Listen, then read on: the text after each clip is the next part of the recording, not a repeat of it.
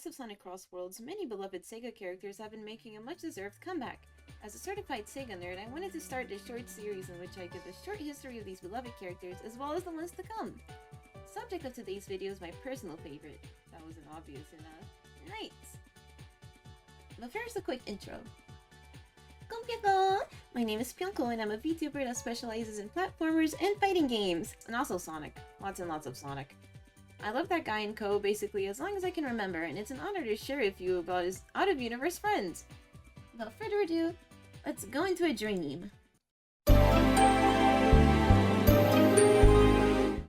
Developed by Sonic Team and released in 1996 for the Sega Saturn, NiGHTS Into Dreams tells us the story of Elliot and Claris, two children who have both just had pretty bad days, but will now have a much bigger fish to fry as they must help Knights save Nightopia from the evil Wiseman the Wicked. Nightopia being the world of our dreams, inhabited by my favorite creatures in the NiGHTS universe, the Nightopians. Seriously, please look at these guys. Wiseman's evil plan is to use his henchmen, the Nightmarans, to steal dream energy, also known as Idea, from humans to eventually leave the subconscious world and attack the real world. Idea comes in 5 colors: white, green, yellow, blue, and the super rare red, representing the bravery that our heroes hold. I could really use some more blue Idea these days. With NiGHTS' help, Elliot and Claris defeat Wiseman and use the wisdom, hope, intelligence, purity, and the bravery they've acquired, although better wording would be they didn't know they already had, to solve their issues outside the dream world as well. Something I find very interesting about the first NiGHTS game is that despite all the story I just told you, the game doesn't contain a single line of dialogue. The lack of dialogue gives the story this very otherworldly feel, and I feel makes it more universal? With one of NiGHTS' parents, Yuji Naka, stating, "The part I feel most proud of is that we succeeded in affecting people without using words." If you recognize that name, it's because he also had a hand in creating our beloved Blue Blur, whose relation with NiGHTS, again, even just a tiny bit. But for now, how about we actually talk about NiGHTS themselves?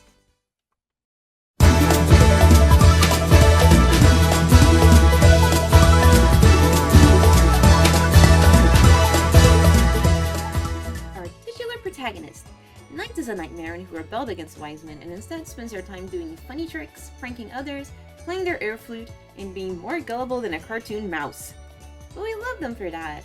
NiGHTS' appearance is very jester-like, and they sure do act the part. Despite having rebelled, NiGHTS can't help but be a teeny bit mischievous at times. Overall, they are a very playful fellow who just wants to fly. I mean, flying is usually associated with freedom. For NiGHTS, this could be freedom from Wiseman.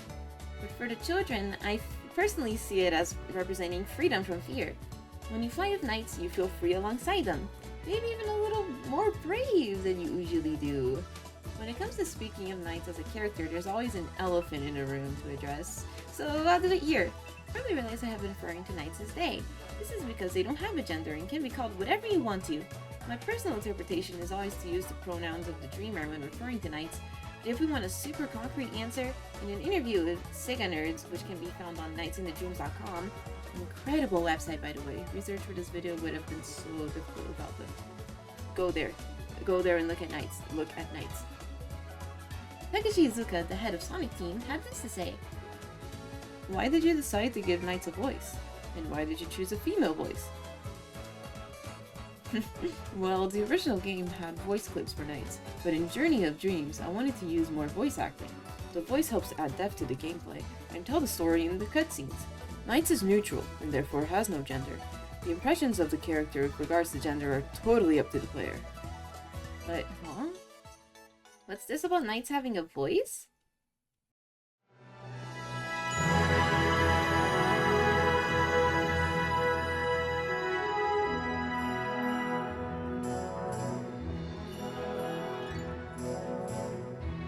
Writing the script, NiGHTS Journey Into Dreams is the second and last mainline NiGHTS game.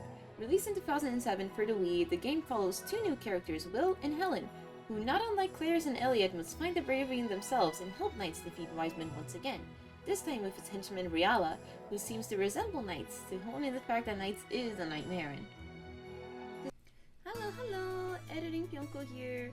So in the middle of editing, I kind of realized I did not talk about Riala as much as I should have. In fact, I think I even said that they first show up in Journey of Dreams, which is not true. They've been here. But in general, my Journey of Dreams section is not that good. I'm sorry, please go play it. Watch cutscene on YouTube if you can't play it, please. It's so good. But Riala, who is Riala? Riala is, I don't want to call them evil knights because they are not evil knights. They are related to knights. They are siblings because they're both under a wise man. They're both nightmare, and the knight said, no, I'm leaving. I don't want to be evil. And Riala likes being evil, and there's the whole thing with the mask. Riala is very cool. Heads up, thumbs up if you like Riala. I'm so sorry I didn't talk about them more. They're very cool. They play tennis. They play tennis of Sonic. Okay, sorry. This game is a lot more story focused than Into Dreams, having voiced cutscenes and spending lots of time developing its characters.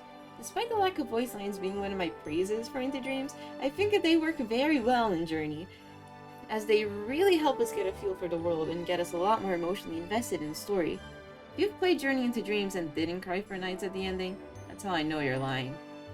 Something I've omitted from this section so far is that Knights is British. In fact, everything in Knights is kind of British, especially the architecture.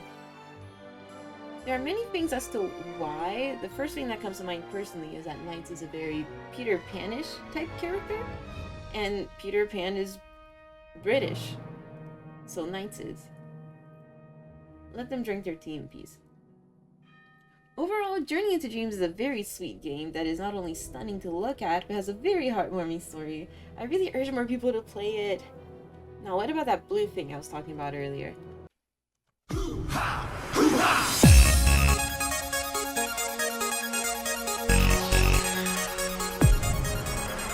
Second Knights have cameoed in each other's games a bunch, with Crossworlds being only the most recent example. I'd like to list a couple of times these guys have squeezed their way into each other's works. While this topic is definitely contested, one of Sonic's first 3D appearances, if not his first ever 3D appearance, was in Christmas Nights, the festive version of Nights Into Dreams, in what is known as Sonic Into Dreams mode.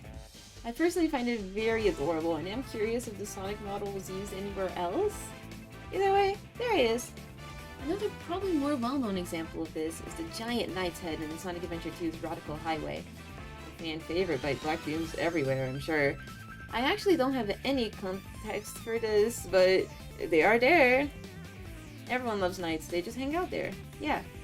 Other Knights cameos include a pinball stage in Sonic Adventure, being playable in Sonic Riders and Sonic Tennis, having a costume in Forces, being playable in Sonic Superstars Battle Mode through Metal Knights, and my personal favorite, the Nightmare Zone in Sonic Lost World, which has Sonic and Knights defeating Wiseman and the Deadly Six together, although Knights is just kind of flying around. Talk about a slacker.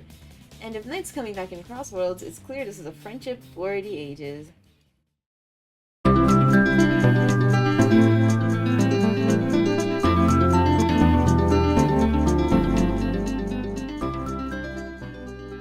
that's all the Knights stuff I got. I hope that this video has given just a little bit more insight on them. Knights has been beloved to me for many years, and the reignited interest in them thanks to Crossworlds makes me so happy to see, and I hope this will happen with all the other little Sega friends that show up there too. Thank you so much for sticking around until the end. I plan on making videos like this for a bunch of other Sega franchises too, so please stay tuned. Thank you once again. Atsupion!